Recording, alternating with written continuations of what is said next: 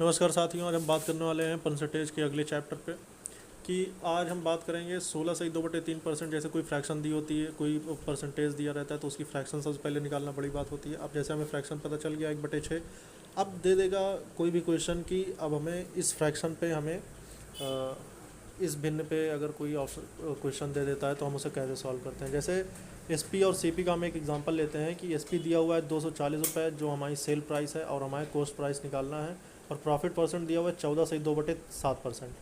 अब 14 से 2/7% की फ्रैक्शन होती है 1/7, मतलब सात रुपये पे 1 रुपये का बेनिफिट। अब 7 रुपये पे 1 रुपये का बेनिफिट मतलब 8 रुपये। 8 रुपये ना हो कि ये 240 रुपये दे रखा है, तो 240 8 रुपये से कितने गुना है, 30 गुना है। उसी तरह 7 रुपये हमारी सीपी है तो सीपी भी 30 गुना हो जाएगी और इसका आंसर आ जाएगा 210। उसी तरह दूसरा क्वेश्चन भी है 7216 रुपये, और इसमें हुआ है लॉस परसेंट दिया हुआ है 11 से 1/9%। अब इससे हम परसेंटेज से कैसे निकालेंगे, तो इसकी फ्रैक्शन होती है 1/9। अब 1/9 पे 9 रुपये पे 1 रुपये का लॉस हो रहा है, मतलब 9 रुपये का 11 से 1/9% आएगा 8 रुपये ना होकर ये 7216 है इसका, तो ये 902 गुना है, और इसी तरह इसका सीपी निकल आएगा 8118। इसी तरह अगला क्वेश्चन देखते हैं कि यदि किसी संख्या में हम उसका 16 से 2/3% जोड़ देते हैं तो हमें 42 प्राप्त हो जाता है, वो संख्या बताओ। तो अब इसी परसेंटेज से हम कैसे निकालते हैं। 16 से 2/3% होता है 1/6। अब 1/6 होता है हमारा ओरिजिनल नंबर, तो 6 हमारा ओरिजिनल नंबर। उसके बाद हम 6 का 16 से 2/3% 1 आएगा। अब अगर हम उसमें 1 जोड़ देते हैं तो 7 आता है, लेकिन 7 ना होकर वो 4200 है। 4200 7 से कितने गुना, 600 गुना ज़्यादा है। तो उसी तरह 6 ना होकर वो भी 600 गुना होगा, 3600 हो जाएगा। इसी तरह नेक्स्ट क्वेश्चन देते हैं, यदि किसी संख्या में से हम उसका 14 से 2/7% घटा देते हैं तो हमें 1224 प्राप्त होता है, संख्या बताओ।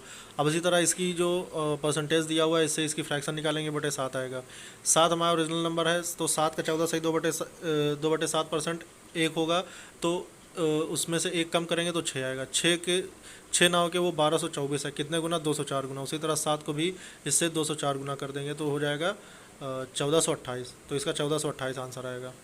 अब उसके बाद हम इससे आगे बढ़ते हैं और नेक्स्ट क्वेश्चन देखते हैं। नेक्स्ट क्वेश्चन क्या है हमारा, ये है, यदि 3264 में हम उसका 12 से 1/2% जोड़ते हैं तो क्या प्राप्त होता है। तो 12 से 1/2% का हम जब फ्रैक्शन निकालेंगे तो 1/8 आएगा। तो 1/8, 8 का 12 से 1/2% 1 होता है, तो 8 में 1 जोड़ेंगे 9 आएगा।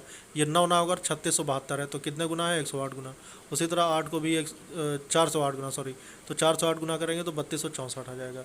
इसी तरह नेक्स्ट क्वेश्चन की बात करते हैं, यदि 7236 में से उसका 11 से 1/9% घटा देते हैं तो क्या प्राप्त होता है। तो 11 से 1/9% की फ्रैक्शन 1/9 होती है, तो 9 का 11 से 1/9% 1 आएगा। तो अगर हम 9 में 1 घटा देते हैं तो 8 आता है। ये 8 ना होकर 6432 है, कितने गुना है, 804 गुना। उसी तरह 9 ना होकर वो भी 804 गुना होगी, 7236 इसका आंसर आएगा। यदि किसी संख्या के 37 से 1/2% में 550 जोड़ दिया जाए तो हमें वह संख्या स्वयं प्राप्त हो जाती है, वह संख्या ज्ञात कीजिए। अब उसके बाद हम इसकी जो परसेंटेज दिया हुआ इससे इसकी वो निकालेंगे, फ्रैक्शन निकालेंगे। 37 से 1/2% इक्वल टू होगा 3/8, 3/8 आएगा। तो 3/8 में डिफरेंस कितना है, हमने 3 में अगर हम 5 जोड़ देते हैं तो फिर से हमें 8 प्राप्त हो जाता है, लेकिन 5 ना होकर वो 5, ये 110 गुना है। उसी तरह ये 8 ना होकर ये भी 110 गुना हो जाएगा, और ये आ जाएगा 880। अब इसी तरह हम इसके आगे वाले क्वेश्चन की बात करते हैं, यदि किसी संख्या के 12 से 1/2% में 5600 जोड़ दिया जाए तो हमें वह संख्या दोबारा प्राप्त हो जाती है। तो इसी तरह हम इसको भी करेंगे। इसकी जो परसेंटेज दी हुई है इससे इसकी फ्रैक्शन निकालेंगे। 12 से 1/2% इक्वल टू होता है 1/8। अब 1/8 जो आया है, ये 8 और 1 के बीच में कितना डिफरेंस है, 7। तो ये 7 ना होकर ये 5600 गुना है, 800 गुना है, तो उसी तरह 8 ना होकर ये भी 800 गुना होगा, 6400 होगा। तो दोस्तों आज की वीडियो में बस इतना ही रखते हैं। इसके नेक्स्ट पार्ट हम जल्दी लेकर आएंगे। अगर आपको समझ में नहीं आया तो आप इस वीडियो को दोबारा देख लीजिए, क्वेश्चन देखिए, इसका सोल्यूशन भी इसमें लिख रखा है। आप अपने नोट्स में इसको नोट कर लीजिए, और अगली वीडियो हम जल्दी लेकर आएंगे। दोस्तों हमारे चैनल को सब्सक्राइब कर लीजिए ताकि जब भी हम वीडियो लेके आएँ आपको नोटिफिकेशन मिल जाए। Thank you.